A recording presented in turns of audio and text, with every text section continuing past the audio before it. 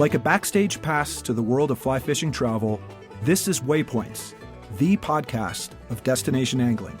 News and events, helpful travel tips, destination profiles, great stories, and expert advice from some of the most seasoned and experienced names in fishing travel. Waypoints is brought to you by Yellow Dog Fly Fishing Adventures, the industry's #1 specialty travel company for the very best insider knowledge, logistical support, and trip preparation. Freshwater or saltwater, international or domestic, Yellow Dog has you covered for your next fishing adventure. And now, your Waypoints host, Yellow Dog founder and director, Jim Klug. I'm joined today by a man who is partially responsible for ruining my life, Mr. Brian O'Keefe. When I was a young kid growing up in Bend, Oregon, Brian was already a legendary angler, sales rep, world traveler, and industry icon. I was 15 or 16 years old at the time, working in a fly shop, and I would see Brian whenever he came into the store, where he would share stories of recent adventures and show us photos of big fish caught in exotic, far-off places. I was easily swayed and impressed, and ultimately decided that I wanted to grow up to do the same thing. And guess what? That's pretty much what happened. Now, Brian does not deserve all of the blame, but he certainly shares in the blame. Anyone who has been in or around fly fishing for any length of time is certainly familiar with the name Brian O'Keefe. Brian is a lifelong fly angler, an incredibly accomplished photographer, and a seasoned industry professional with a resume that includes fly fishing retail, former guide in the Pacific Northwest and Alaska, decades as a manufacturer's rep for almost every brand in fly fishing at one time or another, tournament flycaster, world traveler, one of the most published photographers in the history of fly fishing, and hands down, one of the most recognized ambassadors in the entire sport of fly fishing. Brian, welcome into the studio and welcome back to the show. Well, thanks so much, Jim. Great to be here with your crew. And all of that in that introduction sounds great, but why am I still broke? Because you're in fly fishing. Oh, yeah, that's right. That's right. Yeah, if I had started off saying an icon in the medical, research world, it would be a different conversation. That is true. When you say icon in fly fishing, it's like, well, there you have it. That explains it. Well, I'd like to think of it as not so much ruining your life, but passing the baton and let you carry it now further and farther off and doing great stuff and great work like you've been doing. Well, that's kind of you. It's been a fun ride for both of us. And gosh, we've known each other a long time, literally since I was a teenager. And it's been so fun to maintain that relationship and the connection all these decades later. It's 50 years. Oh, God, is it really? I feel like I'm still a young kid. I don't know how that happened. Yeah. Yeah, it's 53 years or something like that. Crazy. Well, it's been about 5 years since you joined us on the Waypoints podcast. In fact, and I had forgotten this, episode 1, when we first started this entire thing, the very first Waypoints episode was with Brian O'Keefe. That was 5 years ago, and here we are. It took 70-some episodes, I think, to do a second one. But that is great. It's hard to believe it's been that many. The last time you were on the show, Brian, we talked about all sorts of things, mainly about your career in this industry and your journey in the sport. We discussed how you first found your way to fly fishing. We talked about some of the craziest situations you've experienced throughout a lifetime of fishing travel, listed some of your favorite destinations, shared your background as a photographer, and we discussed what it takes to make a life and a career in fly fishing. Some great things were covered in that episode, and I would encourage any of our listeners that have not heard episode number 1 to go all the way back. It was a great conversation, but you have to listen to that one because we're not going to repeat the same stuff in this episode. We already covered that the last time. With this conversation, Brian, I want to explore some other topics. Specifically, I want to talk about the current state of fly fishing travel and what is going on in the world of destination angling. Great. That's fun. That's what we do. That's what we do. We're about to close out 2024. We're ready to step into 2025. So aside from the fact that the entire country and our entire planet seems to be totally insane right now, we thought it would be fun to discuss kind of the current state of fishing travel, what we can expect in the year ahead and even further into the future. Now, a lot of things are different in the travel world since our last episode together, Brian. We had, a little thing called the pandemic and all kinds of different events, geopolitical, you name it. You could say that the entire fishing travel landscape and travel landscape really has radically changed. I want to dive into that, break it all down. But first, we have to start with your world, Brian. What has changed in Brian O'Keefe's life over the past 5 years? What are you up to right now, and what is going on in your life? Well, I probably should preface my answer by reminding you that I turned 70 in August, so I've forgotten almost everything I knew in the past, but I'll do my best. Well, as you know, I've teamed up with 11 Angling, and that's been it's one of the best jobs in the world, being able to travel the world and get paid for it. So I'm loving that, and I'll just keep doing it. I'll milk it, whatever I have to do. I just want to go to Iceland twice a year and down to Chile and New Zealand. But, I live near the South Fork of the Snake and the Henry's Fork. So talk about a great balance. You got the unbelievably fun domestic fly fishing, a lot of dry fly fishing, close to the park. And then the phone will ring and my boss says, Brian, we got to get you down to Patagonia, away I go. It's really a great deal. And, being a single guy, you got the exciting nightlife in Rexburg, too. You got all that going on. Hey, there's now a Chipotle's and the Starbucks. Wow. Yeah. It's big time down there. They had to build them outside the city limits, but, that's all right. Well, let's talk about kind of the big picture perspective on the fly fishing travel industry, the major changes that we have seen over the past couple of years. Now, 2019, really kind of the last time we did an episode together, it was business as usual. The world was, expanding as far as travel opportunities and new destinations, kind of cruising along, growing nicely. And then 2020 hits, right? The world shuts down. Everything is immediately different for travel. For those of us that at the time were in the business of international travel, things got pretty interesting. Turns out, if you're going to be fly fishing the world, you kind of need to be able to travel the world to get there. And when that rug was pulled out, it was like somebody flipped a switch from things, growing nicely, booming. Everybody was getting out there exploring to the door slammed shut and we're all sitting at home. Yeah. And you really saw a big uptick in local fishing, that and kind of a movement in the entire sport and industry of younger anglers. So pretty soon, there's 50 trailers parked at a boat ramp. And I think that's kind of spurred a lot of people to look beyond our local fishing. It'll be there. We'll do it forever. But, you can go to Patagonia, go to New Zealand, go to Iceland and anywhere else that's, not in North America and not see anyone for a week. And that's really starting to be more and more what people are looking for, is that experience. Well, I'm glad you brought that up, because obviously when people were forced to avoid airplanes and stay closer to home, we saw a massive number of people find their way to, domestic rivers, local fisheries, and public waters, right? That was definitely in the second half of 2020 and really well into 2021 before things opened up. This was a massive boom for really the entire outdoor industry and specifically for fly fishing. In fact, I don't think we had seen anything quite like it since 1991 when they came out with the movie, right? A River Runs Through It, which brought everyone in the world to be attracted to fly fishing and to want to try it. Same effect and impact in late 2020 when people were forced to stay closer to home. It brought a ton of new people into the sport. It also helped a lot of kind of lapsed anglers that maybe, had done it as kids or when they were young. It brought them back to the sport. So as you said, all of a sudden you look around and there's, 30, 40 vehicles at a boat ramp. The campgrounds were full. Everybody re-engaged with the outdoors and re-engaged with fishing. Yeah. And how many times you've noticed lately, whether it's, I live on the Yellowstone Highway. So every third vehicle is pulling a trailer.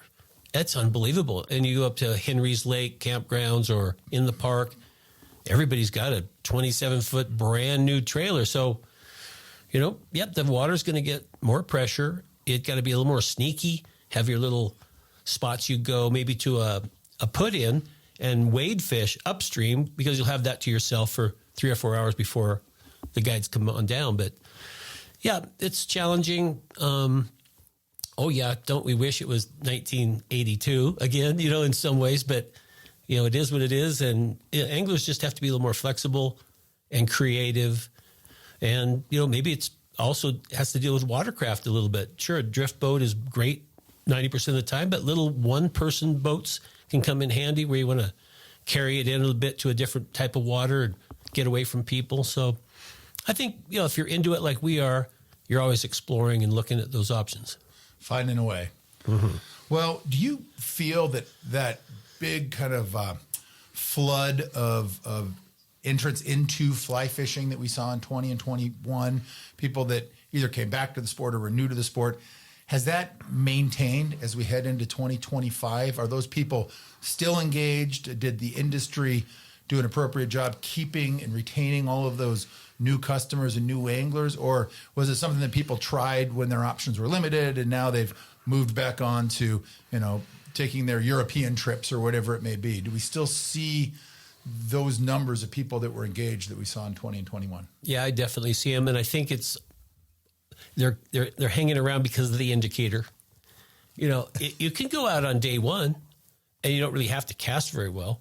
You can kind of flick it out there in good water with a couple nymphs and be into fish, So the learning curve was different than it was earlier, where you sort of had to get right into match the hatch or different dry fly techniques.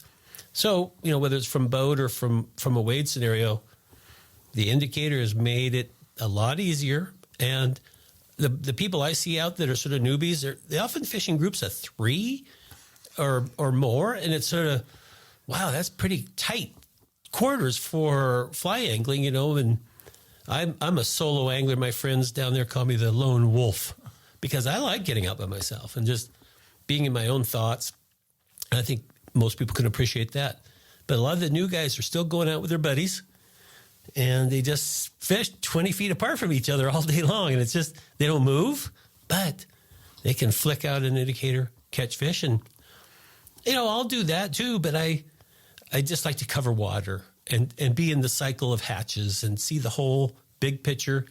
But they're probably just honing their skills, running, Patagonia nymphs through a run until they hook one in the mouth. Yeah, we've covered that on a number of different episodes with guests like John Hudgens, with Tom By. We've talked about really the concept of what it means to be really kind of a complete angler. From A to Z. And that's, skill sets. It's, you can go out there and roll cast a couple of nymphs under a big bobber. No problem. You will catch fish. But what it means to actually learn how to cast, to be a dry fly angler, to be a versatile angler where you also have a streamer game as well as a dry fly game, a terrestrial game, and occasionally a nymph game. Something that hopefully as people find their way to the sport, which is great because, people who love this sport and get involved in the sport are going to speak out for the sport. And that's where the numbers actually become kind of a benefit. They, yes, they're an annoyance in some ways when you pull up to your favorite spot and there are a ton of vehicles or a bunch of boats at the ramp. None of us like to see that. But in this kind of modern political age and all the challenges and threats the sport's dealing with, it is good to have voices. It's good to have numbers. And that's where I think it's important for the industry to do a really good job of retention, to bring people into sport and keep them engaged. But then it's really our responsibility to turn people into this complete angler that involves varied skills, diverse skills, kind of that mindset of it's not just about going out and catching a ton of fish. It's about how you catch the fish and the techniques that you utilize. It's also about, again, being more of a complete angler. It's about getting involved in protecting the places that we care about, right? I mean, to me, that's a really integral part of calling yourself a fly fisherman these days is you've got to be conservation minded and you've got to be involved. Yeah. And I know you're involved with a lot of groups around here. I do a little bit of stuff with the Madison River Foundation, but I'm more involved with the Henry's Fork Foundation. And so on volunteer projects, you get, 15 people geared up doing really fun and interesting work. Youngest person's probably 50. and then the rest of them are in the 60s and 70s. You go to the banquets where they raise great amount of money for awesome conservation projects. Don't think there's anyone there under 30. So the jury is out on this young angler movement, and I say, man, volunteer, do something, donate, because you're just basically mooching off all the rest of us. Become a complete angler. Get involved. That's really important. Well, I want to talk about some specific destinations, Brian, and the trends that we are currently seeing. The things that are impacting and affecting these areas. Basically, how these recent travel trends have changed some of these popular destinations over the past couple of years, kind of the post-pandemic boom. Let me start with South America. Your thoughts on what we've seen change in the fisheries of Argentina and Chile specifically. Yeah, I think fisheries are still in great shape. I mean, the pressure is, less than 1% of any river out west. There's a fair number of lodges. I think there's only a couple places, Coyhaique and somewhat around Lago Yelcho, where there's a half a dozen commercial operations and some independent guides. But there's so much water. I think they spread out really well. They respect space. And I think the fishery is still great. You can still float most of those rivers, like the Rossalot and the Figueroa, and throw dry flies all day to the bank. And I'm not a numbers guy. If I had to guess, I think the last day I fished dry dragonflies on Lago Yelcho, we had 40 eats, 2 people casting to rising, big splashing, those monsters that jump up for the dragonflies. That's just world class. So I think the fishery is in good shape. I think more people are curious about Patagonia. It's got just saying the name is a mystique in itself. So, yeah, I think the resource is good. Guiding is getting better and better. More resources like, different kinds of watercraft, sometimes a helicopter, but still we're talking about an area that's as big as half the western United States, so there's a lot of room to move. And, I get to go down there quite a bit, but I hardly ever see people on our floats. I'll see some people at Lago Yelcho or some of the big lakes, but we're not just fishing lakes. We're fishing inlets and outlets and places where the fish, concentrate. But what I like to see is the local angler who aspires to go to Patagonia. And you know what? Everybody should, obviously, but I hear about it more than I used to. It used to be kind of, it's Spanish and super exotic. Yeah, it's a long flight. But, it's not, these new jets that go down there, they're nice. I mean, even in my cheap seats, they're fine. And if you watch 2 movies and have 2 glasses of wine, and sleep a few hours, you're down there and boom. And then the adventure begins, boom, as soon as you hit the ground. Well, South America, one of the great things about it is it's got the infrastructure, unlike a lot of other kind of far off or exotic destinations. And again, I don't think that Patagonia is as exotic as it used to be, but it's super damn cool, and oftentimes people say, well, why would I go that far to catch trout? We've got trout at home. We've got trout anywhere in the Western U.S. And I think when I was young and before I went down there for the first time, I felt the same way. But then you go down there and you realize that it's about where you find yourself, the landscapes, the scenery, the culture, the people, the food and wine, and the fact that, it's like fishing in the U.S. West in the 50s or 60s as far as pressure goes. There's just nobody in most of these places. And then you have that infrastructure to support it. You have phenomenal lodges. You've got really good guides. It used to be back in the day in the development of a lot of these fisheries, it was mostly American guides. Now you've got Argentine and Chilean guides that are world class. They're really, really good at their craft. And, it's one of our favorite places. It's safe. It is easy to get there. It's not quick, but it's easy. And what you find when you go down there immediately validates, the entire journey. It's really special. Yeah, I think a lot of people who haven't been down there think of this area as maybe having a lot of poverty or something, but there really isn't. It's natural, great farming communities, good food. I mean, when you think about Chile, especially, long, skinny country on the ocean, you're never more than 40 miles from easy access to and so you have the shellfish, the great fin fish food and octopus, shrimp, everything down there. It's kind of like going to Southeast Alaska where they've got just everything great to eat. But, you drive around, just little villages and stuff, but your cell phone works. Yeah. And they have paved roads and internet. And if you have a problem, medical assistance is never really very far away. So you can be in a place that'll be mind-boggling scenery, hardly any people around. But it's really not a big stretch from our daily life here, I mean, I drove in to Bozeman yesterday, beautiful, the Tobacco Root Mountains, snow on top, big valleys. Yeah, you multiply that by about 5 times, and then you have Chile-sized scenery. And so it's just hard to believe you can see those mountains, those glaciers, those waterfalls, hardly any people, and then your phone dings, and you go, oh, yeah, hey, look at that. Yeah, it's pretty amazing. And again, that infrastructure is solid. It's certainly one of our biggest programs at Yellow Dog. More and more people are figuring out kind of the draw and the appeal of Patagonia in South America, both Chile and Argentina. And it's very high on the list, I think, for a lot of travelers right now, for good reason. Yeah, and there's a lot of options. You combine Tierra del Fuego, especially for swing anglers for sea-run browns, Argentina and Chile for all fly fishing techniques, streamers. I mean, I don't nymph fish down there, but I throw streamers, I throw big terrestrials, and the pouillet, the little, the bait fish, tiny skinny little thing. What am I trying to think of? As far as the perca, or no, it's in New Zealand also. They put it in scrambled eggs. Yeah, so you got me on that one. Yeah, I know. It'll pop up like 10 minutes from now. Well, I'm going to try for 5. Yeah. But white bait.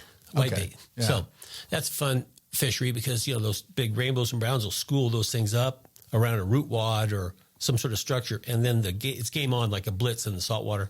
When you see big trout crashing those little skinny minnows, wow, it's super fun. Well, I would say South America, as far as current trends go, definitely more on people's radar, becoming more popular, but still easy to spread out down there and find that solitude that I think a lot of people are searching for these days. No doubt about it. Yep.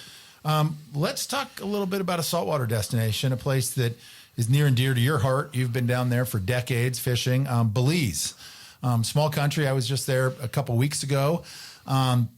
It's getting more popular. There's no doubt about it.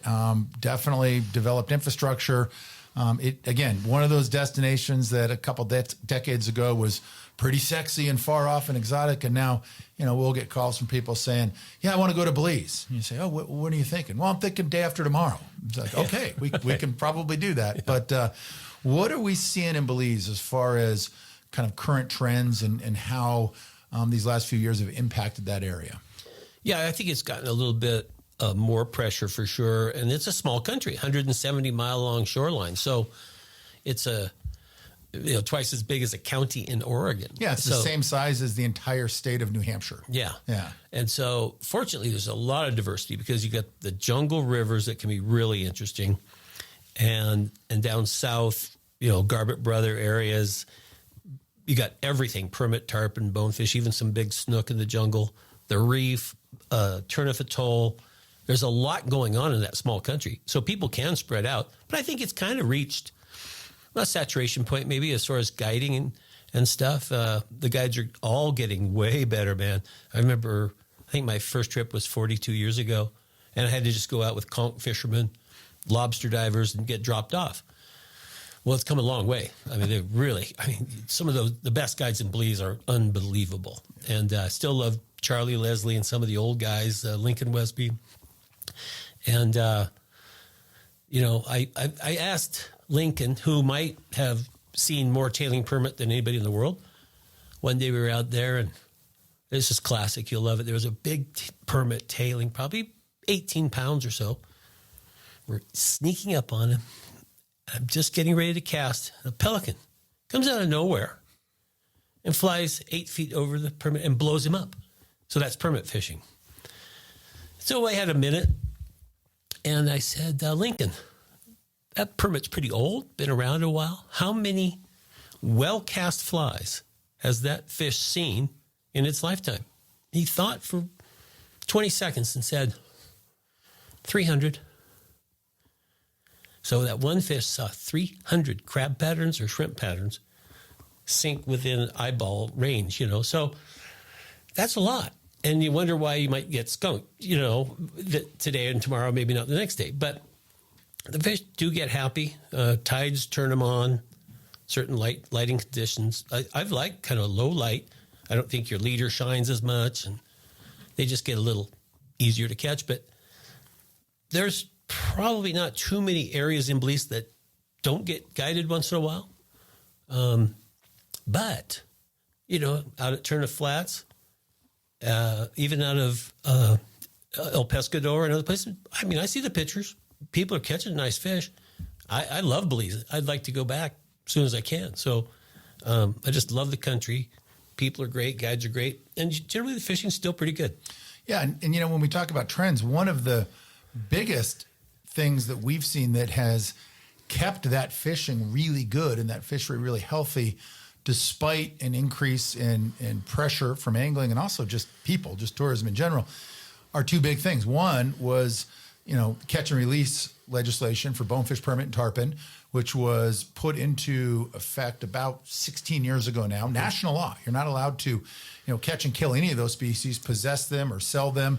So that's helped. And then that was furthered by a gill net ban roughly 5 years ago that made all gill netting illegal throughout the country. And it goes to show that if you have the right conservation policies in place, that, a fishery can handle some pressure as long as those fish are still there. You're removing them from the ecosystem entirely with gill nets or, catching them and selling them at the fish market laid out on tables. That's a hard thing for those populations to come back from. But, some angling pressure, catch and release fishing, they might get a little wiser, but they're still there. And that's the biggest thing. And that's something that I think has been a huge win for Belize. They're still the only country in the world that has those two pieces of legislation, mandatory catch and release and a national gill net ban. So really one great thing about that fishery. Let's move on to another fishery that you know a lot about. I just want to say one thing about the gill net ban is I've seen an increase in the size of bonefish. A permit, are going to get bigger. They're tough to catch. They'll last a while. They're tough. But bonefish are fairly fragile fish as far as netting going, and sharks and barracuda. We've all seen that. But I think in the last few years, more fish sort of into that Bahama range where you see the 4-pounders, not the 2-pounders as much. And I'm just hoping that continues, because wouldn't it be great to start seeing some 8-pounders down there? Oh, yeah. And we talked to Craig Hayes from Turner Flats on a recent episode, and we talked about the gradual increase in the size of the average bonefish down there. And that's a thing. That is happening. And again, when you leave them in the waters, when you leave them in the ecosystem and stop pulling them out with gill nets or commercial fishing, it's amazing how those populations respond. Oh, yeah. No doubt. Well, you just mentioned it. The next topic I was going to ask about, Bahamas, another place you spent a lot of time over the years. What are you seeing for kind of current trends and the impact it's having on the Bahamian fisheries? Well, I think being that both Belize and the Bahamas are so easy to get to, 2.5 hours from Houston to Belize and an hour and a half to Nassau from Florida. So easy to get to, fairly long season. Now, the hurricanes are a little different story the last few years, so that's a bit of a factor, but we don't go down there in the summer as much. But just to kind of follow up on that, I love Belize in July. And the guides always say, Brian, why don't you come down in the summer, the big fish? I go, because I have to mow my lawn. And I just live for summers. I'm at 5,000 feet, and summers doesn't start till late June, so. But I've been down there in July for those big tarpon, and permit are big, and the fish just are everywhere. So, that's another way to kind of get around. You have to sacrifice a little bit of your precious summer, but you can get into some really good fishing. Cuba also. And, but in the Bahamas, you see I'm smiling right now. I just love the Bahamas. I just like being there. The flats are so beautiful, and I go to some of the known good spots. Andros Island, it's world famous. I like the little out islands too, where there might only be 1 or 2 guides, and some places that don't have any, and you can just hoof it and walk in and fish on your own. You won't catch as many as you will with a guide, but there's a sense of satisfaction there also. But I think a lot of people have kind of permit on the brain right now, and they're going to places with permit. But I hope, well, actually, it doesn't really matter. I'll just fish for myself. I love bone fishing.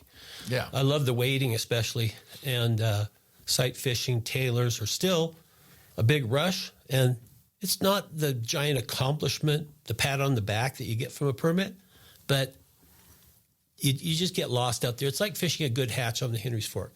You just get lost, and nothing else matters, and you're just looking for that gray shape, that tail, and I'll never get tired of it. I love it. Now, bonefish are absolutely one of my favorite species in the world, and you know, one of the things that drives me crazy in our business, Brian, and travel is when you talk to people who are really excited about their fishing and you're talking about a saltwater destination and you bring up bonefish and start asking about the fishery and the species. You say, well, the bonefish, like, I'm going to stop you right there. I'm over bonefish. I've caught 1 million bonefish. I never need to catch another bonefish. And I think to myself, Jeez. Are you kidding me? First of all, you haven't caught 1 million bonefish. You've probably done a couple trips where you've probably caught, a few dozen bonefish. Mm-hmm. But they are the most spectacular fish to target with a fly rod. They're fast as hell. They are incredibly strong. One of the fastest fish in all saltwater. They're also an honest fish. We've talked about that a lot on this program. When you do your job as a fly angler, you make the right cast, you present the right pattern, you move the fly the right way and you strip it. They're going to do their job oftentimes, and they're going to reciprocate by eating that pattern. Mm-hmm. They're an honest species. Yep. So how do you not absolutely love and cherish bonefish as a target species? And then you mentioned it a moment ago. It's like, okay, you got a lot of these, 2-3 pound bonefish. They're awesome. You can cast to them all day in the right circumstances, and they're always going to be fun. But then you start talking about like 7, 8, 9 pound bonefish, double digit bonefish. They're like a different species altogether. Mm-hmm. They're just a beast. And hooking into a big fish like that, or even having the opportunities to close on a fish like that, maybe come tight to them. How do you get tired of that? Yeah, and the environment is just the best. It's sometimes fringed with mangroves, maybe a blue water channel on one side. It's just so beautiful. And then there's other stuff. Look, pick up a big conch shell. There's rays. There's some small lemon sharks. It's just stuff going on. It's just good life in the ocean. And I'm glad to hear you say that, because I'm not going to get tired of playing the cat and mouse game with bonefish. And I use a 9'7" weight mostly. On a super windy day, I kind of need a little extra punch maybe, but some of the new lines cast great in the wind. And if it's not a big fish area, I'll use a 6, and it's just a gas. And you don't see that much backing almost in any other 6-weight fishing or 7-weight fishing. Yeah, you do with bonefish, though. Mm-hmm. It's spectacular. And, again, the Bahamas is great for that. One of the trends that we've seen recently in the Bahamas is, I think, in 21, late 21, 22, when they were one of the earlier countries to open up, everything was kind of sold out down there. Because as you said a moment ago, it's quick. It's an easy jump over from the East Coast or from Florida. You can be there, in 40 minutes, right? So everything got pretty filled up, and finding spots, especially during, kind of the peak season, was really, really difficult. Well, now the rest of the world is reopened. Things in the Bahamas have calmed back down, and that availability is there once again. We've also seen, interestingly enough, that the prices in the Bahamas have gone up quite a bit. Things have gotten a lot more expensive down there. I mean, I think you could say that about most places, but the Bahamas specifically, the government has a very aggressive VAT tax that has to be tacked on to every single fishing package and every guide day down there. So it used to be that, you could go down for a couple grand for a week. Mm-hmm. Well, now the Bahamas, when you rank it against, say, Belize, Yucatan, they're a little bit more on the spendy side. And that has also contributed to possibly more availability. And so what I would say to people, if you're looking for a last minute trip, if you are, listening to this right now, the cold weather has just arrived and you're thinking, oh man, I need to plan a tropical trip for this winter, there's going to be some availability down there. It's quick to get there. It's very safe. It's very friendly. You can go down for a week, or you can go down for 3 days. I mean, that's the nice thing about it. But definitely the current trend we're seeing is improved availability. And when it comes to a saltwater trip where you're going to typically find success, have great fishing, and have access to a lot of bonefish, and occasionally permit and tarpon too, it's pretty tough to beat. No doubt. Yeah. I just love how beautiful it is, and the people are sweet, and man, the food's great. Weather's generally pretty darn good. Yep. And it's kind of like when I lived in Washington State, when I drove to fish in Montana, when I crossed the border, you got that Montana vibe, right? And you start playing Johnny Cash and Merle Haggard, and it's just better. Once you're here, you get that feeling in the Bahamas. Step off the plane, just go, oh my God, this is so nice. Yeah. Well, speaking of Montana, let's talk about travel trends we're currently seeing in the U.S. West. And it's a big area. I mean, there's Montana, Idaho, Colorado. It's hard to lump it all together. But generally on U.S. West fisheries, the more well-known rivers, what are we seeing these days? Well, I think, I was a guide, so I have to be kind of careful here. But I think we're getting to the point where a lot of places are pretty much, have enough guides. And if you can't get on during that week, that's just sort of too bad. I think we've got to really look at barbless hooks almost everywhere, and fish handling becoming a super big priority, especially photos in the boat, things like that. We don't have to do all that stuff every fish. So got to take care of the resource. There's great fishing around, but we got to look at it from the realistic side, which is waters warm up in the summer. Driving up here, I won't name names, but there are some rivers with hardly any water in them. And most of this area got pretty good snowpack, but there were pockets of ranges and things that did not, and they're really low. Parts of Idaho, parts of Montana, parts of Wyoming. So we need water, we need cold water, and we need, still like Brian Gregson. I love the public access people that are fighting for our fishing access rights. Super important in the West, no doubt. But I still think whether you have your own boat, you wade, you go with a guide, really still good fishing.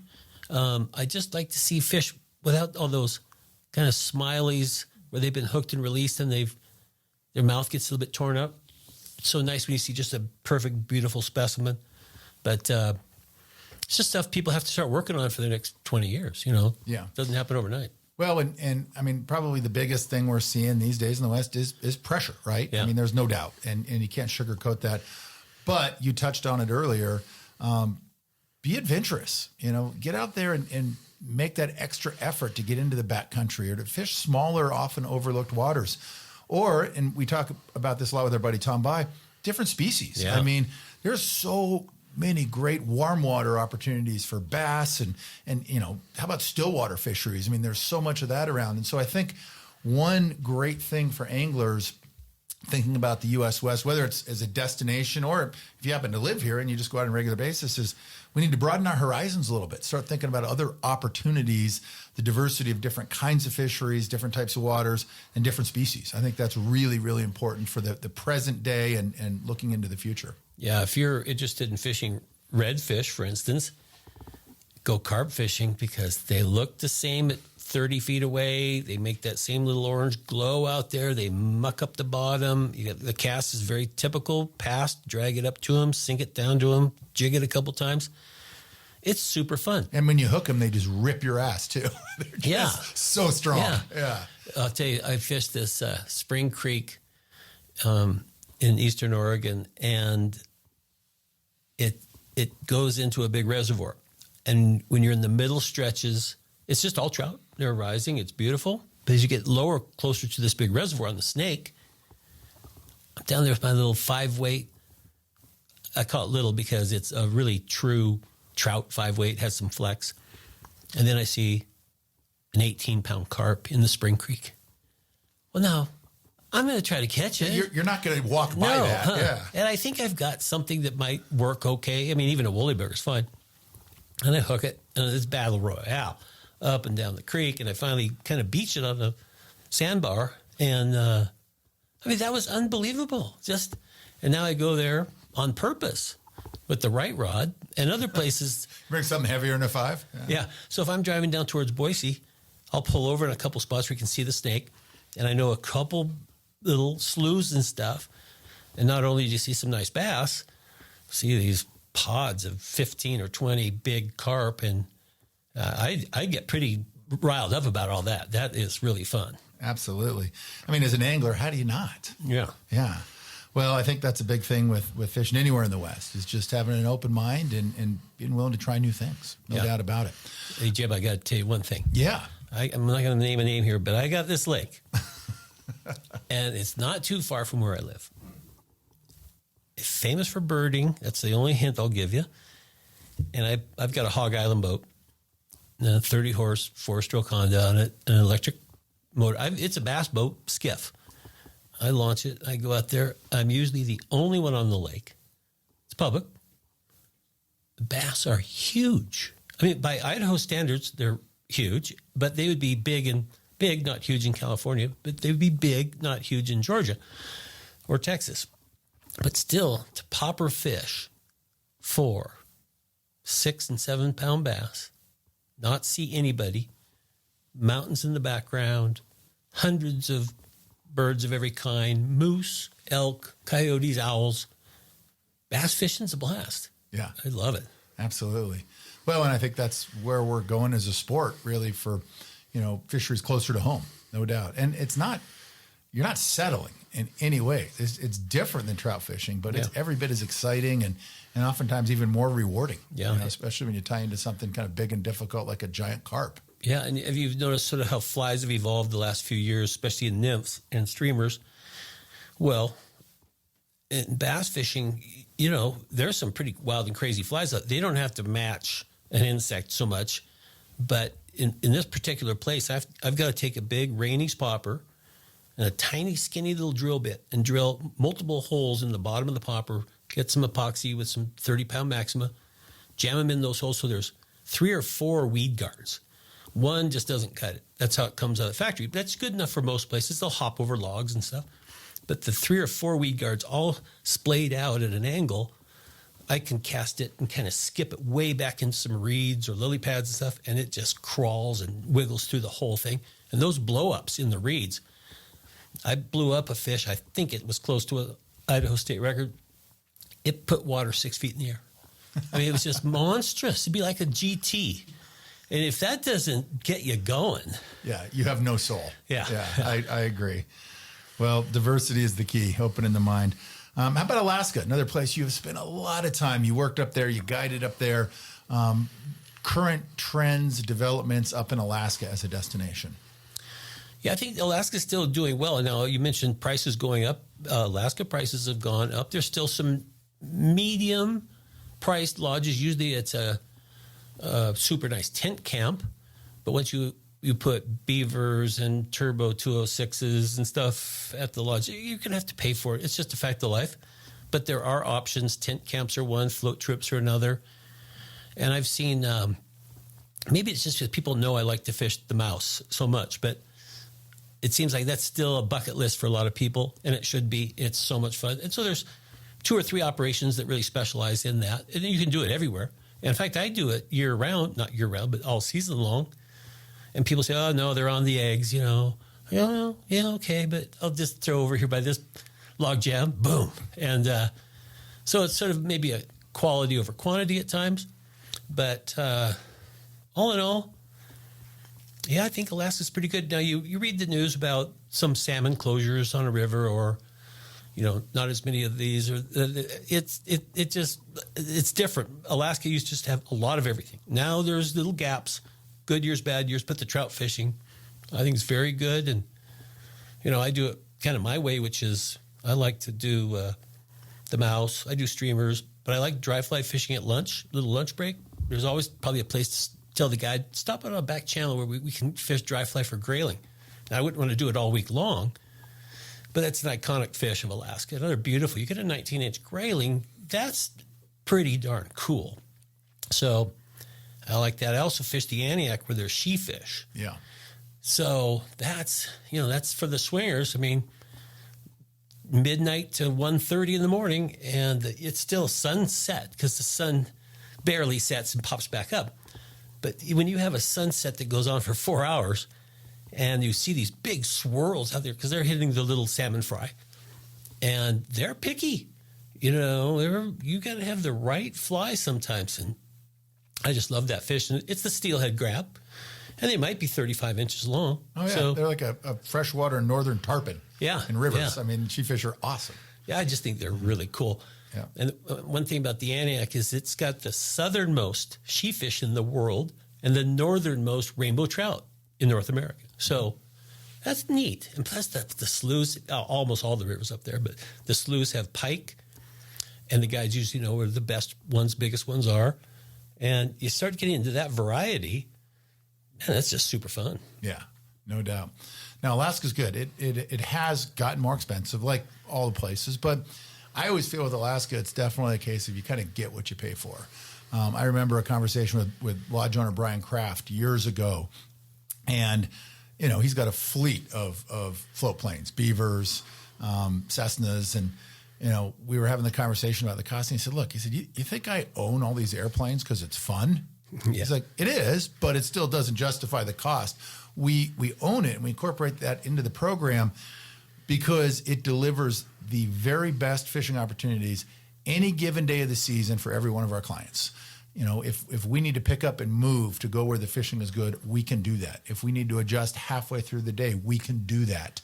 And that is really the difference, I think, between committing to a river, for a full week on a float trip, which is an awesome wilderness experience, or going to a fly-out lodge. That what you're paying for at those fly-out lodges is the ability to adjust fire and move at any given moment to a different watershed, a different river, a different fishery, and stay in consistent fishing. Yeah, that's so true. It's resources, whether it's airplanes or jet boats, rafts, even hiking across the tundra to small streams. So, yep, the guides and the outfitters in Alaska know their stuff, and they have to. It's, there's bears, there's airplanes, there's things that, can get you.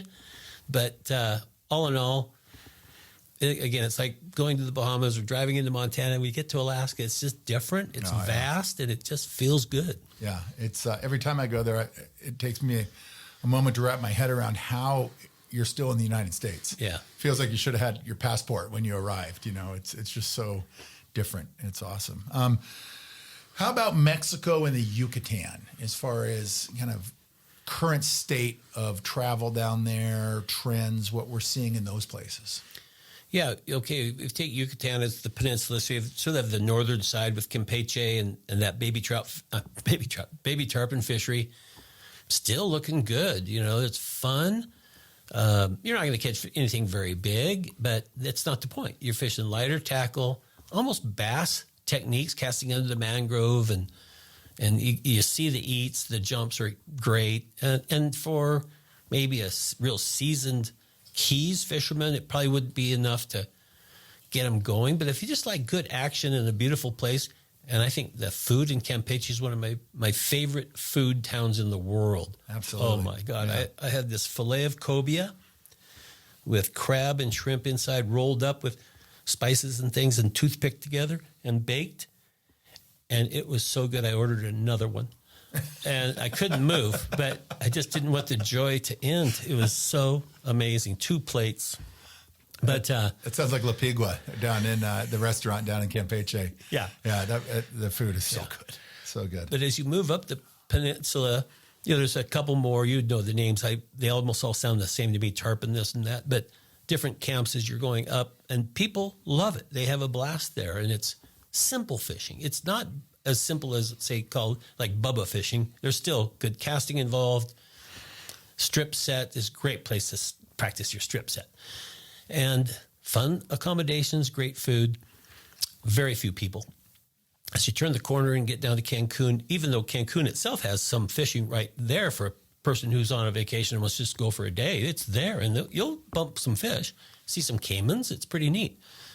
And then you go down, of course, you're going to be in the Boca Pila area, then Ascension Bay, and that's worked over. There's a lot of guides out there and a lot of places to stay, but most people are still catching fish, and you disperse. Some people go out closer to the reef, some go up into the mangroves, and just there's a million places to go. And then Bahia de Santos Lagoon, the next lagoon south of Espiritu Santos. Espiritu de Santos, yeah. Now there's 2 lodges there, and I think there's a third going in. 4 going in. Now that's max. Yeah. Because it's not as big. No. And it's one of my favorite places to go. I fortunately was able to fish it before the second lodge was in. And you and I had some trips down there back in the day. Sure did. That were pretty fun. That was at Casablanca, right? And Playa Blanca. And Playa Blanca, yeah. Espiritu Santo. I love it. Those are great. And they got a good snook fishery. You can sometimes find medium tarpon, lots of babies. And, average bonefish, decent. But the permit fishing is very, very good. And those permit bite. Oh, yeah. They're biting. And, I would tell you that the last couple of years, Brian, Ascension Bay, Espiritu Santo, and down to Chetumal Bay by Ishkalak, we've probably seen the most consistent permit fishing as far as shots and numbers of fish caught versus any place in the Caribbean these last 2 years. Even with the pressure down there, the fishery is in good shape, great conservation oversight and enforcement, especially in Ascension Bay. And the permit fishing has been really, really consistent. Yeah. Your buddy, Jeff Perrin, is he in Belize right now? I have no idea. Yeah, I think so. Yeah. He has a bunch of friends down there. And I know we're on Ascension Bay, we're on Mexico, but I think he's in northern Belize. But he had one guy get 3 permit in one day and 2 or 3 grand slams in one day. And man, that's pretty darn good. This isn't technically prime time either because the days are a little shorter. Don't have quite the highest sun, but they're killing it. And I agree. I think some of the best permit fishing as far as permit catching is probably in that zone. Absolutely. That Belize to the Yucatan zone. And one of the reasons, and we've already touched on this, but when you have strong conservation policies, when you protect these fisheries resources, it's amazing how healthy those numbers can stay, even with angling pressure, right? Yeah. And, you think about all the people that are going down there to fish. Not everyone's in the game. Not everyone's making the shots. Not everyone is converting those eats into hookups. And not every fish that is hooked is being landed. And so, it's interesting how healthy and productive that area stayed. I will tell you, I was down there this year in May in Ascension Bay, saw some of the best tarpon fishing I've seen in probably the last 10 years for big triple-digit tarpon. Wow. I mean, we had days where we were coming tight on 7, 8, 9 big triple-digit tarpon. It was incredible. And the guides are like, well, yeah, I mean, it's usually this good, but no one wants to fish for them. Everybody's so fixated on permit. Yeah. But I would say overall, current state of things in Mexico and this, northern tarpon coast that you mentioned up at Campeche, San Felipe, those areas, all the way down to Ascension Bay, south to Ishkalak and Chetumal Bay. One of the really attractive things right now for anglers is that this is still the best, what I would call high value destination. The package prices are coming in just slightly below Belize, definitely below Bahamas and Cuba. So it's if you're looking for bang for your buck, still the Yucatan and these fisheries down there are probably at the top of the list. Yeah, and a bunch of variety and range in accommodations. So you can have, there's some beautiful, Playa, which one? Playa Blanca? Yeah. Yeah, Casablanca's on Ascension. Okay, Playa Blanca. Yeah. That's a comfortable, beautiful lodge. Yeah. Holy mackerel, the rooms are huge, the white sand beaches, we would always take a cooler of beer down at night because you got the light on the dock. Oh, yeah. At Casablanca, but chuck a hunk of fish out on a spinning rod and just stick the rod in the handle of the cooler and drink beer with your buddies at a bonfire, and then it might be a jack, it might be a big Cubera snapper, it might be a shark. You never know. It's just a blast. Yeah. That's fun. And it's still that way. It really is. Well, we could go down the list and talk about 40 other destinations. There's so much to review, but I do want to change the topic a little bit and talk about the typical kind of trip, the typical itinerary that we're seeing these days. In past years, it seemed as if most destination anglers were really focused on kind of a dedicated, structured week of fishing. If you were a traveling fly fisherman, you wanted your 7 nights, 6 days package. You were there to fish, and that was it. But that doesn't seem to be as much of the case right now. And what sort of changes do you think we're seeing when it comes to the type of overall itineraries for traveling anglers? Are there more non-angling elements, or are there more trip add-ons and extensions on either side of the focused fishing itinerary? What are your thoughts on that? Yeah, I've definitely seen it, especially in New Zealand. And, I get to go down there a couple times a year, and I'm at the dinner table and I'm looking around at 60% men, not 85 or 90%, 60% men, angling women or non-angling women, because there are add-ons. There's hiking, equestrian, there's the wine country, and then the stuff women, the spa stuff.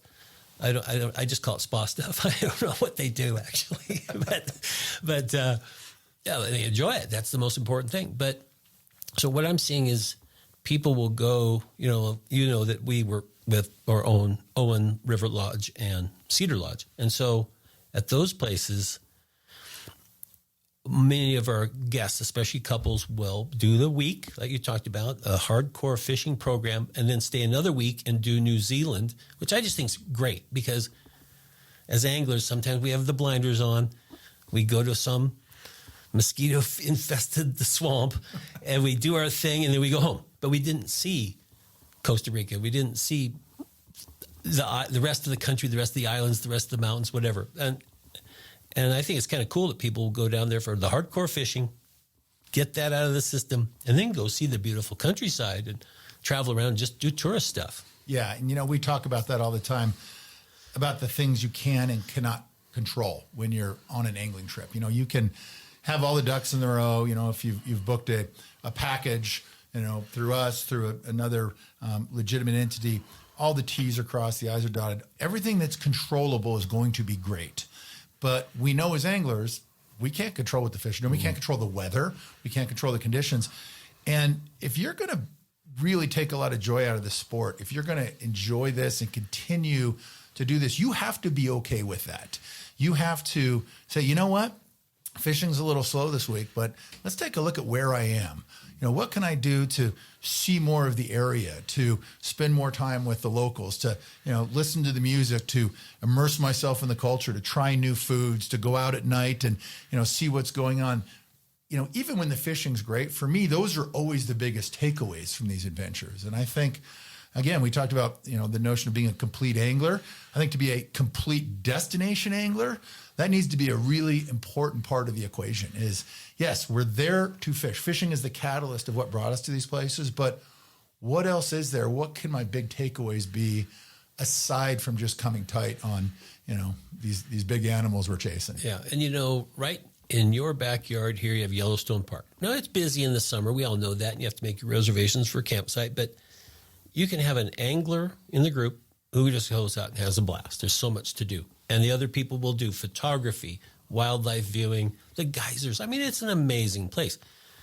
Well, that, for me, segues, except for wildlife, I'm talking about Iceland. Yeah. And with the very inexpensive flights to Iceland, I think they're subsidized to get people there. And then they can go spend money like crazy. But that's a place where, you can tag team it. There's this great fishery of Atlantic salmon, brown trout, and sea-run brown trout. But most people go there for the waterfalls, geysers, geothermal pools. Volcanoes. Yeah. In fact, that volcano was blowing up the last time I was there. I drove along it because it's a long trench, like 2 miles long, with lava blowing up in the air in the trench, not like a cone. And I had such an early morning flight. It was still pretty dark. I could see the lava blobs flying through the air. Right, like Walter Mitty, Ben Stiller, like, where is everybody? Why am I the only one around this volcano right now? Yeah. Oh, it was really cool. But that's a place where, you can get your fishing fix and then, I think, go out and have just as much fun seeing the natural beauty. Now, here's a great add-on. This blew my mind. Still one of the most fun experiences I've ever had. Went to Deplar Farm Lodge. Had great Atlantic salmon fishing and actually got into a lot of char. Then I took their little inflatable rigid hull boat. It's like 30 foot. It's great big one. Out in the ocean. We zoom off. There's this pillar, maybe a 12-acre pillar of rock. It just comes out of the ocean. There's a little place to park. The proper term is moor the boat. Go up a trail. 300,000 puffins on this island. It was a carpet of puffins, and you can get about 12 feet away before they kind of skitter off. Mind-boggling. And that's an add-on. Okay, I had this great fishing trip, bright Atlantic salmon, unbelievable food, amazing guides. But I think the puffins made my day there. It's a great example of what we're talking about. What else is there? What are those big takeaways going to be when it's all said and done? I think that's so important. Well, there's no doubt as far as kind of current trends that we're seeing more anglers traveling with spouses, family, non-angling companions. It is a growing segment of this industry. I think the agents, the lodges, the destinations that are really focusing on this and accommodating this are the ones that are doing well, because let's face it, I mean, there's plenty of anglers out there that say, I've got plenty of money, right? I can go anywhere. What I don't have is time. And I'd love to do, 8, 10 amazing destination trips a year. I can't. I've got, 2 weeks or 3 weeks a year I got to travel. And by the way, some of those have to be family trips, or the kids or the non-angling spouse. And I never say the wife, because more and more we're seeing now a lot of wives that fish that bring their non-angling husbands, which I think is cool as hell. I've seen that too. Yeah. Absolutely. So, but sometimes it is a non-angling spouse, right? And the cool thing, and when we do all our consumer shows all winter long, and when we're fielding calls in the office, people call up, they're like, but I mean, does this place, this kind of trip exist? It's like, yes, there are an endless number of these destinations where you can have it all. You can be a family vacation hero. You can, make sure everyone in the group, all the non-anglers, are having, a mind-blowing vacation experience. And you don't have to sacrifice the quality of the fishing opportunities that you're going to have while there. Yeah, a great example is we've got Rio Paleta Lodge in Chile, and so we've got a helicopter on site, and we use the helicopter more for glacier hiking, paddleboarding into these amazing lakes up in the Andes. And sometimes I'm standing in the river in the rain fishing, and I see that helicopter go by. I go, God, I bet they're just going to be having so much fun, And as an example, this family went up on a glacier. I mean, when you're up at the top of the Andes, it's mind-boggling. And they go to this glacier, and they take this little ice axe and they pick off this sort of blue ice. And I don't know if they use radiocarbon dating or something, but for some reason, 40,000 years old ice is what the guides tell you. Well, it sounds good to me, but it's bluish like a sapphire. And they put it in a baggie.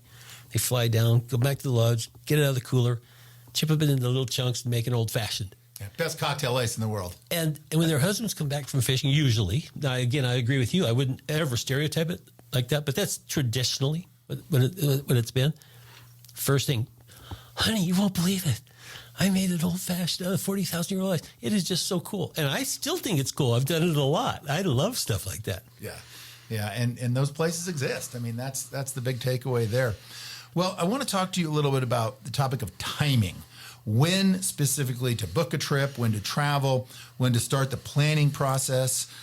Many destinations, Brian, have, and we've alluded to this a couple times in this conversation, what could be considered a peak season, right? The time when, as an angler, that's when you want to focus on. And the question is, okay, well, why? We get questions all the time, and someone says, well, I want this destination, but I got to go in May. It's like, yeah, May's a good time. What about May is appealing to you? Well, it's the best time to be there. It's like, okay, well, why? And I think that's always a good conversation to have, because a lot of times people hear that, they read that, their buddy down at the golf club tells them, it's like, oh, if you're going to go, you got to go in May. It's the only time to fish it. Certainly not the case in most of these places. There are, seasonally specific areas, Alaska, any place that has, a big migratory tarpon run where there is a window that you traditionally do want to focus on. But more and more, we're finding that a lot of these destinations, you don't have to narrow it down to a specific time frame. There are shoulder seasons, there are off seasons. They might be considered a low season, not necessarily because the fishing opportunities are low, but because the travel numbers are low. Everyone's kind of gone to this one window and gravitated towards that for so long. That's now their high season. But you go on the opposite of those busy times and you can still find amazing opportunities, right? You touched on earlier in Belize with those summer months, right, where the permit fishing is great. The tarpon are there and they're big. Same thing in Ascension Bay, Cuba in the early part of the summer. Yeah. I'm thinking about those shoulder seasons. South America, great example. Going at the very beginning of the season in November and the early part of December, or going in the very end of their spring, which is essentially our fall, with all the great colors and the changing temperatures. And lake run fish that are moving up like our rivers around here. So I'm a big believer in that. I like early season. If you can't predict what snowpack is going to do and all that, but I really like early season, Chile and New Zealand especially, because those fish are on the grab. And I've seen New Zealand rainbows come 8 feet sideways for a dry fly. You're not supposed to cast it over there, but it happens. And it's like, thank you. They are accommodating at times. But things are happening, salmon fry and smolt that are migrating out of the lake to river systems in Chile. Those big fish early in the season are right on the drop off where the mouth of the rivers are. It's fun fishing, especially when you just fish a 2-inch silvery smolt pattern. Easy to cast, big, heavy hits. And you can see these giant splashes off the river mouth, maybe even 200 yards, but they know they're chasing those fry all over the place. It's really fun, and some big fish. Yeah.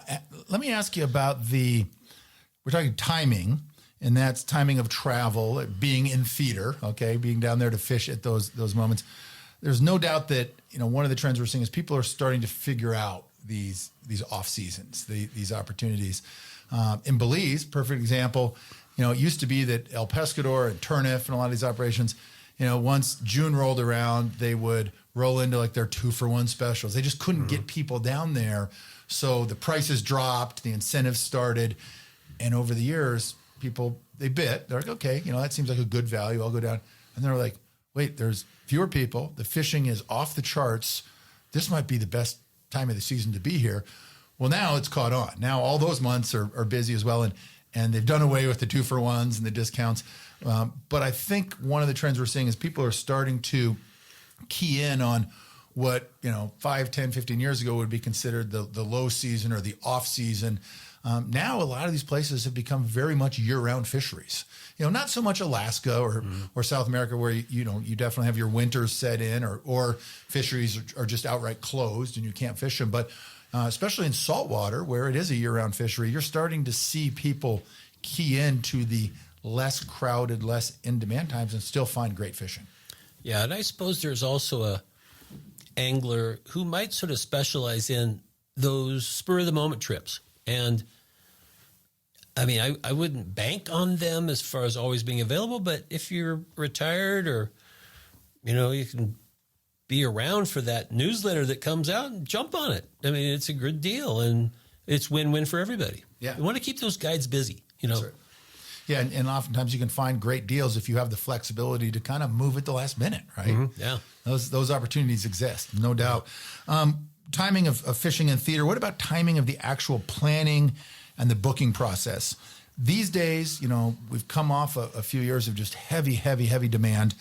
How far out do people need to start looking at dates and reservations these days as opposed to last year or 3 years ago? Has that changed? Have things mellowed out a little bit, or is it still, man, you got to get way out in front of it? Well, I don't think it hurts to be way out in front of it. It just gives you more opportunities to be in those prime times. But, if a person's going to Patagonia and the places that I like to go, right around the first of the year to the end of January is the dry dragonfly season.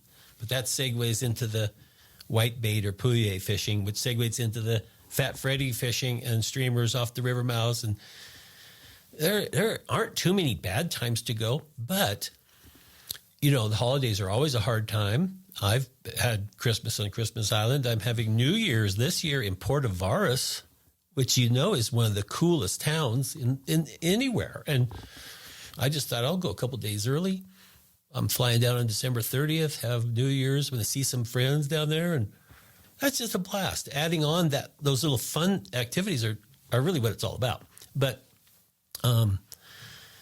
there's I'm trying to think a bad time to go to Patagonia. I just don't think there is one. No, they're all a little different, but I think keeping an open mind as far as when to book, you're spot on. The adage of as early as you can is still good advice, because then you're going to have your pick of, if it's saltwater, maybe tides, or your pick of guides or whatever it may be. So if you know you're going to go somewhere, don't wait. Usually you can find options, and even if it's last minute, you call us at Yellow Dog, we're going to find you something. But if you had started that process 10, 12, 16 months ago, you're probably nailing every little detail and getting it exactly the way you want it. So start early. That's the advice right there. Yeah, you and I see each other at the shows a lot, and we'll be doing 4 fly fishing shows. I think it's going to be Edison, New Jersey, Atlanta, Denver, and Pleasanton, California. And, they're just a blast. I mean, they're so much fun. It's good to see your crew, but everybody from the rod companies, Yeti, blah, blah, blah, all the line and leader companies. It's sort of we're sort of like carnies. We travel the circuit and we see all our friends 3 or 4 times a year, and it's just so much fun. Drink in the hotel bars together, eat the same crappy food off the show floor, Yeah. Oh, yeah. No doubt. But, as a consumer, if they go to those shows with a whole day minimum and do the seminars, you can go to the seminars and spend 3 days and not see them all. I mean, there's stuff on, fishing size 20 midges in Colorado to billfish. There's everything under the sun. Fly fishing is such a cool sport because we share information. It's not top secret. Some of it is, but at the shows, it's a wealth of information. You have people under one roof who've been to the Bahamas 40 times because they work there or they travel there. You're going to get amazing information, and it's free. And between talking to all of us at our booths and going to seminars, man, you can be overnight very knowledgeable on many different things. Yeah, that's a great resource. It's one of the reasons we do the consumer shows every year, because you get a chance to engage with traveling anglers who are there to research and plan trips and talk face to face. It's an incredible resource. There's no doubt about it. And you'll go home with hundreds of stickers. Yeah. No shortage of stickers, that's for sure. Yeah. Well, let's talk for a second about airline travel, all right? Because you can't get to most of these places without going to the airport and hopping on a plane, specifically international airline travel. Are things getting easier and more convenient these days, in your opinion? Yeah, I think so. I think I've been old school. I'm going to change. I'm going to take my 4-piece rods in those nice carry-on special rodded reel cases right up in the overhead. They don't seem to bat an eye at those anymore. Rods used to be kind of dicey. Hooks on flies, a reel was dicey. The line was dicey, but I don't even see that happening with TSA or on the plane itself. So I think it's a little easier to get your gear from A to B.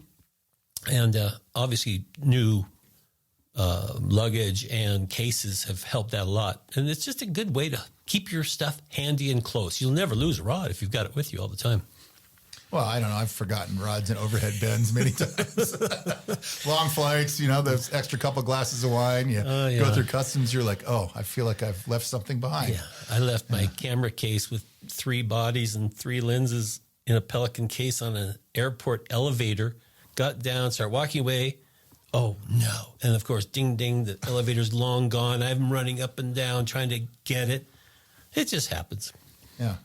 Did you get it back? Yeah, I did. That's good. Yeah. There wasn't like the bomb disposal unit ready to blow it up because it was, No. I also left a passport in the bathroom in Buenos Aires. And it's crowded, it's loud, and I'm sort of in a panic. I'm running around, and someone said, "Did you lose your passport?" Out of blue. Here. You looked like you were lost or something. Like, oh, my God. I thought you were going to say you started kicking the doors in on random stalls to remember where you left it. So that's good. That's good. Well, I think, as far as the international airline travel, it's not necessarily getting cheaper. We know that. I mean, few things are. Although there are deals out there to be found. There's all kinds of great websites you can follow, and there's still, ticket brokers. What it really comes down to as far as cost of travel when it comes to flying is how you want to fly. You know, if you're like, hey, I'll sit, you know, in a middle seat in the back of the plane right next to the bathroom, and I will just suck it up because I know when I get where I'm going, it's going to all be worth it. You can still fly relatively inexpensively. Or you can say, you know what, I don't get to do it this often. I'm going to upgrade. I'm going to get a lie flat bed. I'm going to the front of the plane. And that I'm actually going to look forward to that part of the trip. Yeah. But, you know, it really matters how you fly. And what I find is the flights themselves aren't too bad. And some of these airlines have gotten really, really nice and you know, the service has improved. Really, the only sticky pain point is still the security lines and TSA. And that is the great equalizer. It doesn't really matter where you're sitting in the plane. Everybody's got to go through that process. Yeah. And, you know, the big ones, the 777s, the 787s, I like them. They're 3 against the window, 4 in the middle. And I usually go to like 55K or something. And it's where it's a 2-seat configuration because the galley's behind. So you don't have anyone behind you kicking your seat. And a lot of people leave that. If I put my X on the seat selector and it's taken, for some reason, a lot of people won't take that single seat. It's also rubbing on the aisle, and then there is a bathroom there. Well, that can be good or bad.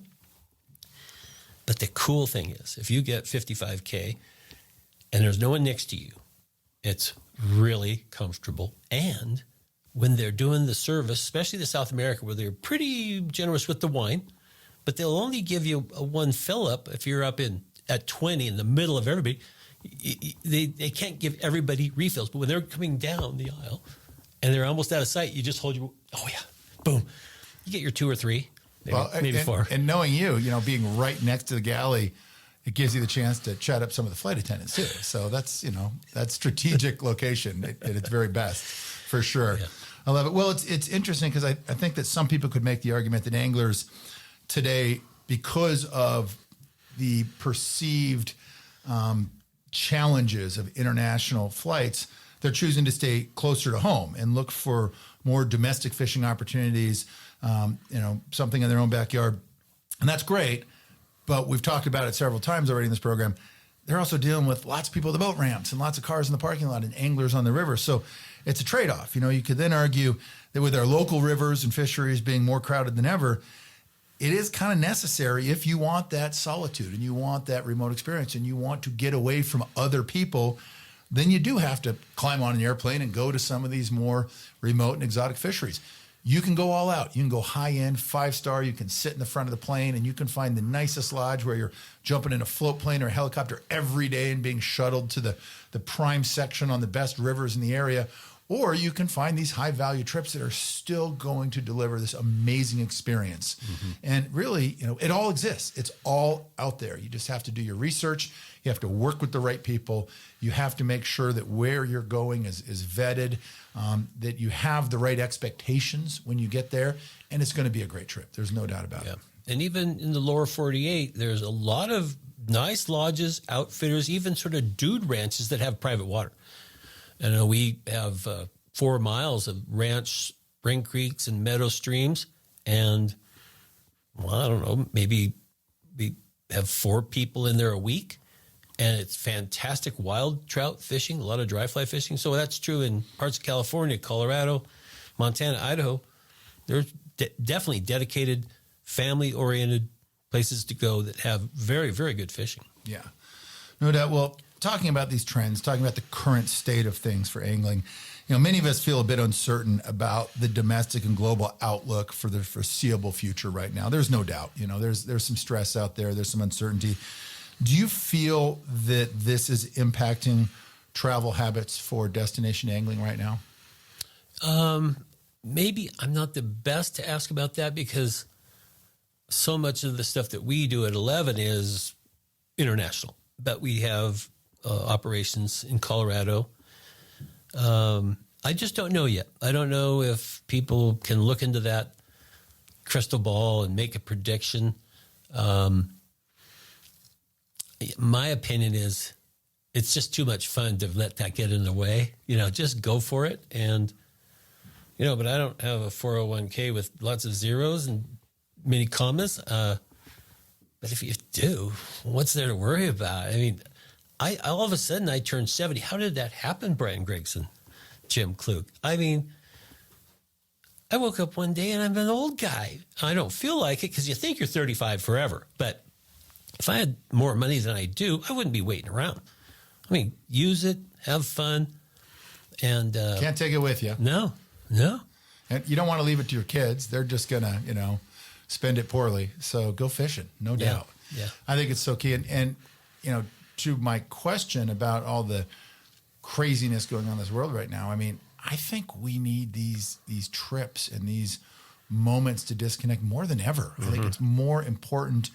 It is so healthy. I just returned a couple of days ago from a trip to Costa Rica with my family. And we traveled all over the country and we did amazing things. We did some fishing. We did a lot of non-angling things. But it was the week leading right up to the election. And I got to tell you, it was so nice to be totally disconnected from the noise and the toxicity and the craziness.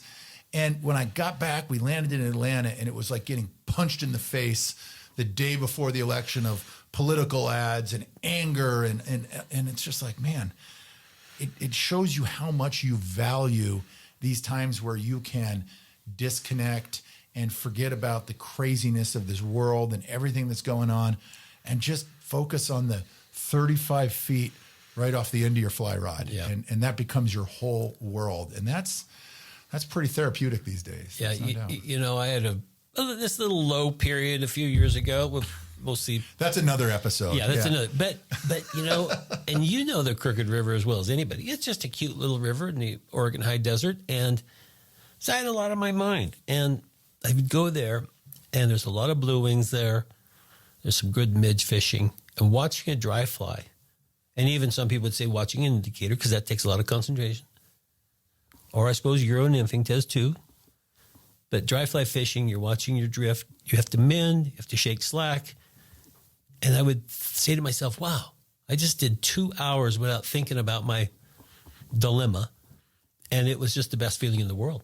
And if you times that by a week in New Zealand dry fly fishing, where you're in a helicopter, you're stalking fish. You don't have time to bring up all that bad juju. You're just looking at fish. You're scheming and getting coached by a guide. And it's just, you're all in. And that's just beautiful. How many times can we do that? That right there is probably the greatest thing about fly fishing travel these days. No matter whether you're going to the Salt or, to some high mountain creek in the Andes or, a distant jungle river, wherever it is, again, the places that this sport and this obsession takes us, it's pretty hard to find these days, anything that matches it. There's no doubt. Well, the first episode that we did together, Brian, all these years ago, episode 1, I asked you a question about young influencers and, quote, content producers in our sport, in the sport of fly fishing, and the impact they were having on the industry and the sport itself. As I recall, we both kind of laughed at that time about the subject. We probably poked fun at the 20-year-olds running around, with the trust funds, armed with GoPros and DSLR cameras, cranking out content. Fast forward 5 years, let me ask you the same thing. Your opinion on the continued impact and effect these influencers, call them content creators, call them, Insta-famous anglers, whatever you want to call them. How are they shaping things today in our sport? How are they shaping the industry, 5 years after we last talked about this? God, that's a good question. I still think there's just too much of it. I know a few that are addressing more technique and not just catching and see me. 30-second thing on mending, a 30-second thing on the roll cast, and a lot of basics, knots. I think that's really good for entry-level fishing people. I think experienced anglers get pretty sick of the flat brim crowd, the high fives, the yelling, overexcitement. I think that's not as respectful to the resource, to the fish. And how people hold them, if they hold them over their head, if the fish is a prop, you're not really respecting it. So I like fish in the water, on the water, no rod and reel out in front, see me, see this brand, or see me, I'm a fly angler. The fish is then a prop. And if if that's the case, then you're a little bit messed up. So I have seen some new photographers, some in Europe, some in New Zealand, some in the States, who are just darn good. I mean, they're really good, and they're doing it right. Where it's all about good light, the situation, being respectful to the fish. And so I'm glad to see some new names. I really look forward to seeing their stuff. And some of the drone photography, especially in the Keys of manta rays and tarpon busting bait, those drone shots are really cool. But some of the content guys, I just wish they'd go away. Well, we get a job. I think that was your answer 5 years ago. It's like some of them are still here, so I don't get it either. And I do think, there are some pros and cons. I think you could really move the needle when you get some of these people with a big reach and a lot of followers that actually embrace a conservation message or a project or a call to action where you need to put a lot of eyeballs on something because it matters, right? I think that's when, social media, players can make a real positive difference. So I think there are some benefits, but I also think there's so many irresponsible players out there too that, can really damage a fishery, not just by creating too much pressure, but by creating unrealistic expectations. Mm-hmm. When you're only showing giant trophy fish and you're making it look easy, that's doing a disservice to a lot of these places and to a lot of these fisheries, because guess what? Fly fishing is not easy. It's never easy. Yeah. Sometimes it's productive. Sometimes it's rewarding. Sometimes you just hit one of those moments or one of those days where everything comes together. Every fish in front of you wants to eat, and it just gets stupid silly. But those are rare days, which is what makes them so special. Most of the time, this is a challenging sport. And I think it's important to remember that and to not, gloss over that, because, we are out trying to fool creatures that are inherently spooky, very wary. They are in a constant struggle to eat while at the same time not being eaten themselves. And it's hard. And I think it's important to remind people that, going all the way back to the beginning of this conversation with, the 2 or 3 fly rig, under a big bobber, just kind of flopping it out in front of you, it's hard. And the more we invest in skills and learning and becoming better at this sport as anglers, 1, the more rewarding it's going to be. 2, the more success you're going to find in actually, catching fish.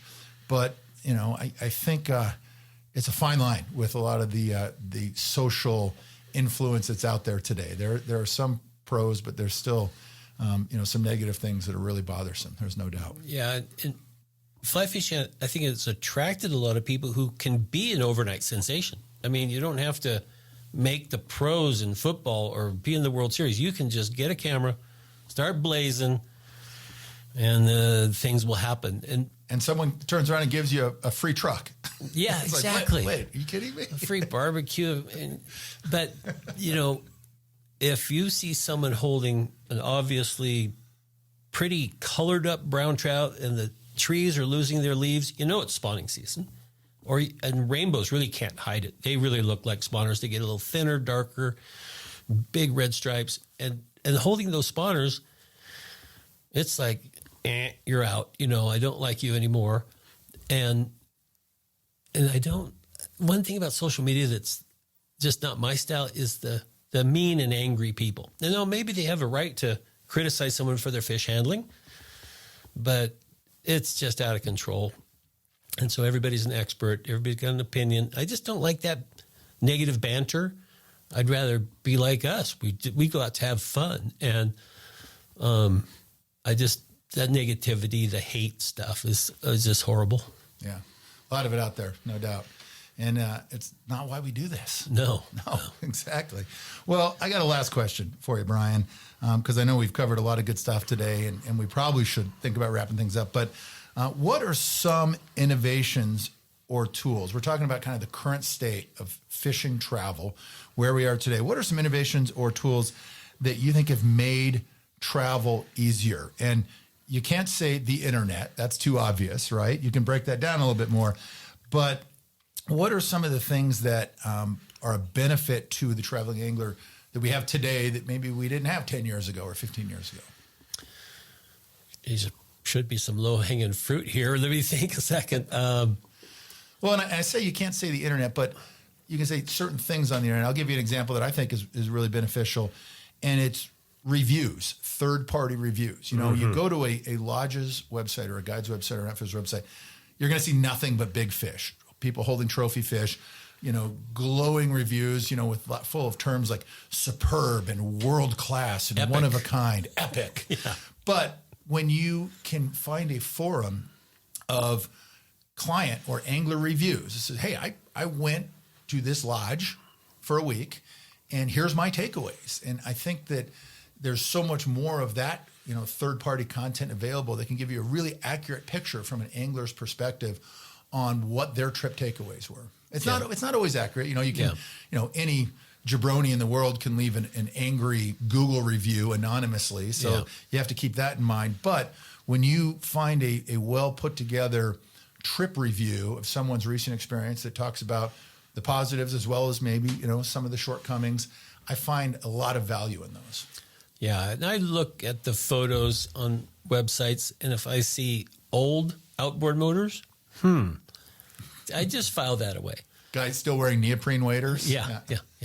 And so, but, you know, in some lodges like ours, for instance, you know, we supply rods and reels and lines, and it's just a hassle to sometimes take waders around the world. So there's opportunities like that to travel a little easier and lighter.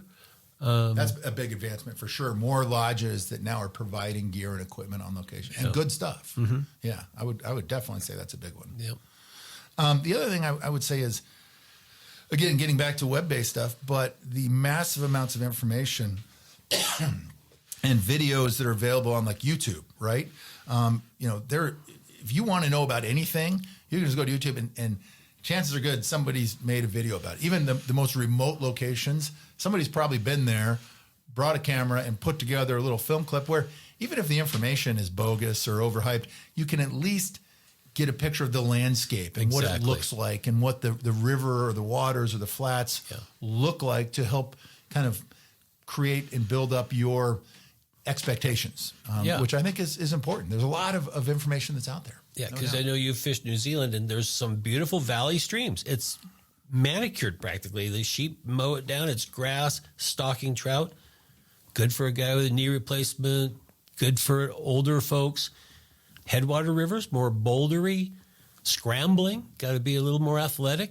So, like you say, those videos sometimes show landscape, you know, weather, what to wear, boulders, gravel bars, or grass, what to wade, you know, as far as athleticism.